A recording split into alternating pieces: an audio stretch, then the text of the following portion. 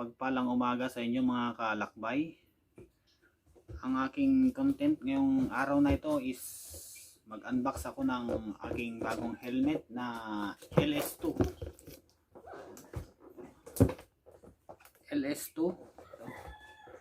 LS2 helmet na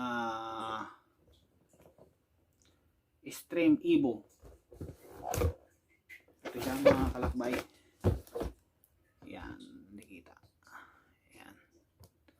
Extreme Evo. Nabili ko siya ng yan.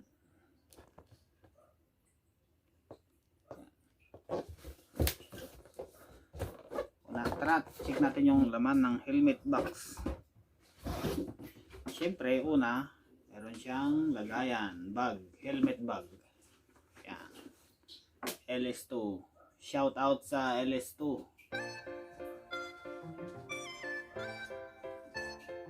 Bumili ako ng bagong helmet mga kalakbay para meron akong magamit sa aking OBR sa aking back ride. Dahil nag-iisa lang yung helmet ko, so bumili ako ng bago. Ito, kulay white na Extreme Evo. Yan, ang ganda. Solid white. Extreme Evo. Yan. Bali, itong Extreme Evo mga kalakbay is dual visor siya. Meron siya dito sa loob. Yan. Very nice. Ito yung kanyang loob. Yan. Medyo madilim lang pero solid siya.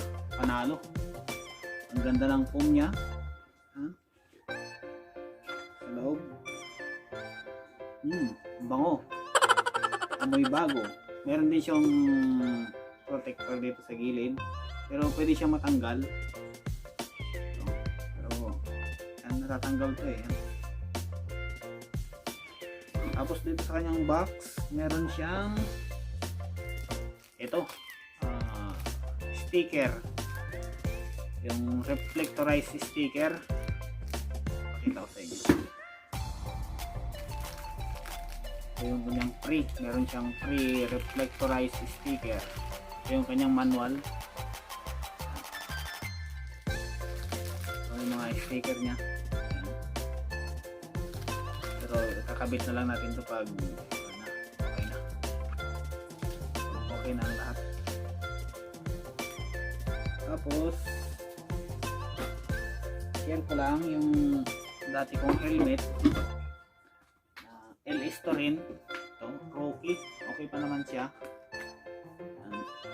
Rocky. Size XL. Mas malaki pa nga pala ito eh. Ito mga kalakbay yung dati kong helmet. Rocky. Pero okay pa siya.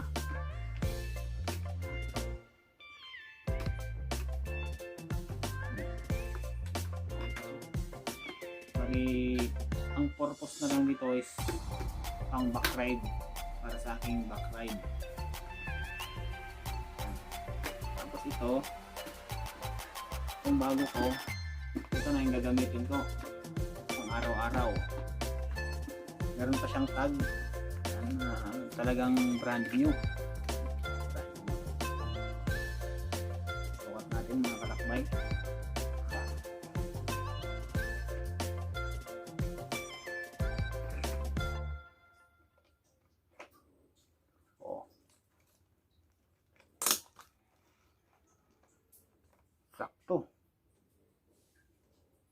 Sakto ang kanyang size.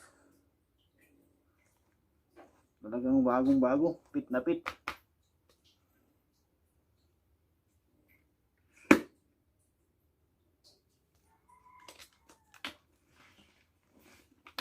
So hanggang dito na lang muna mga kalakbay. Salamat sa panonood hanggang dito sa dulo ng aking video. Magkita-kita ulit tayo sa mga darating ko pang videos. Maraming salamat at God bless. Bye-bye. Alright, alright, alright.